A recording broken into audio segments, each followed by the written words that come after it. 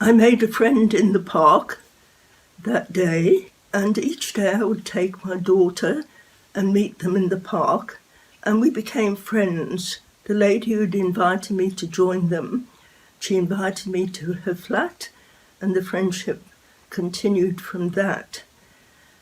Then what happened was, one day when I was back in the hotel, I suddenly absolutely lost it. I picked up my daughter and I ran round to my friend's flat, and I said to her, I think I'm going off my head.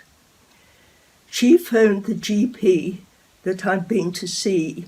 I went to see that GP, a lady had recommended him, and I told him my story about my nerves and that I was now taking sleeping tablets in the day and a brandy with my husband when he came home from work, and nothing was helping.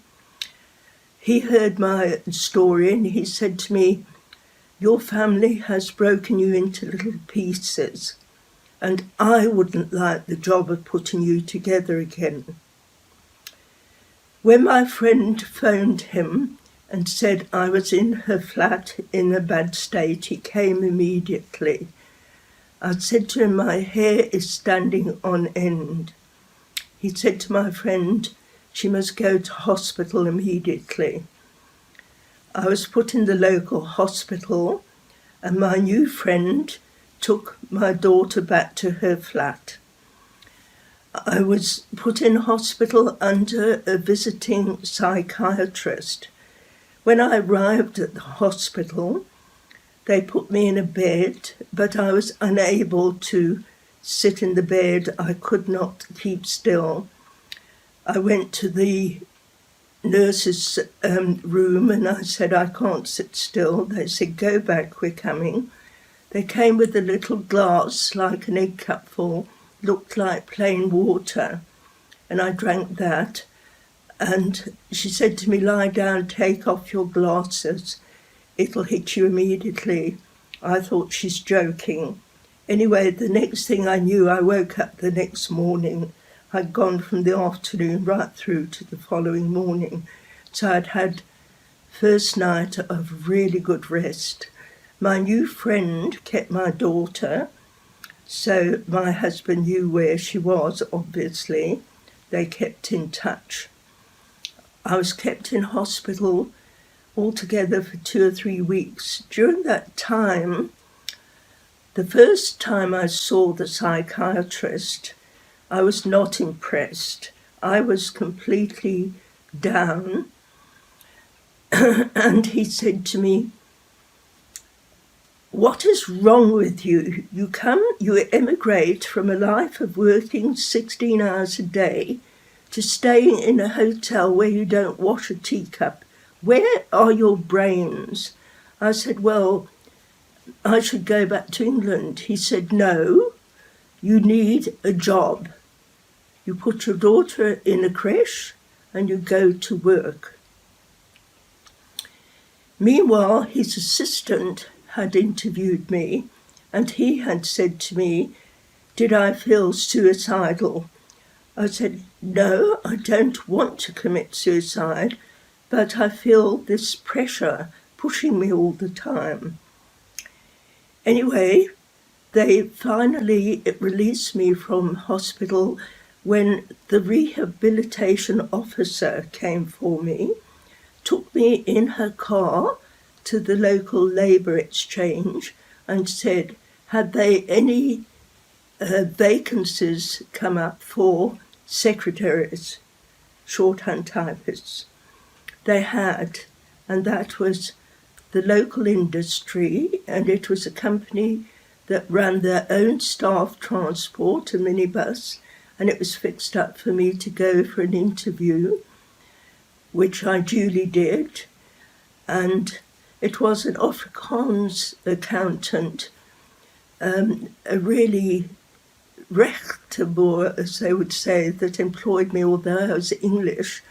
And I rather gathered it was because I was English and he wanted his English to improve, plus when he dictated anything. I put my daughter in the local municipal creche, and I was picked up and brought home each day. Now, by that time, I had that mantra from the lovely lady in hospital who had helped me when I'd gone one day and said, I can't bear it.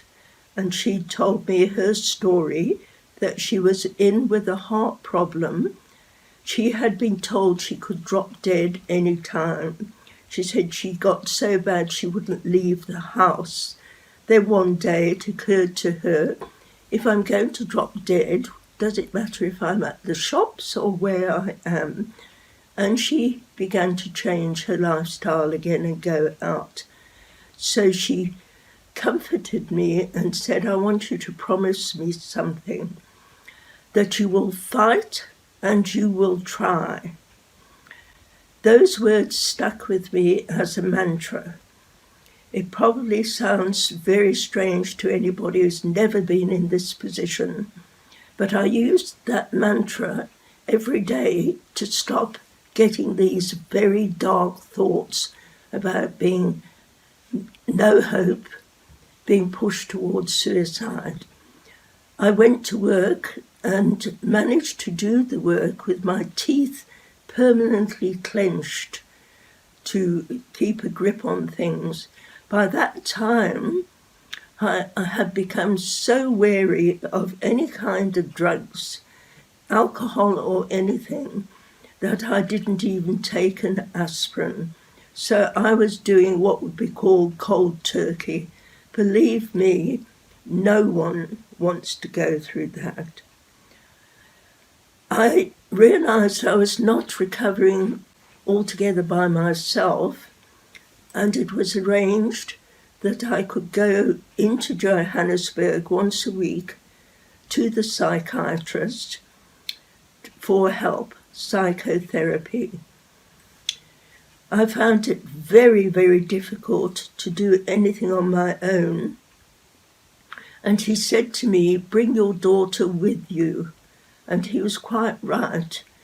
On the train to go into Johannesburg, I knew I had to keep it together. I had my daughter with me, and she would sit in the waiting room while I had this session. He turned out to be the most wonderful man. He would get up, come round his desk, and put my 2 hands round my hands, all warm and comforting, and then go back and sit and look at me. I'd be so sort of puzzled by this silence, I would begin to talk. And as I began to talk, I would begin to weep.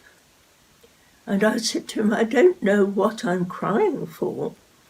And he said to me, you're crying all the tears you should have cried when you were young and all these things were happening.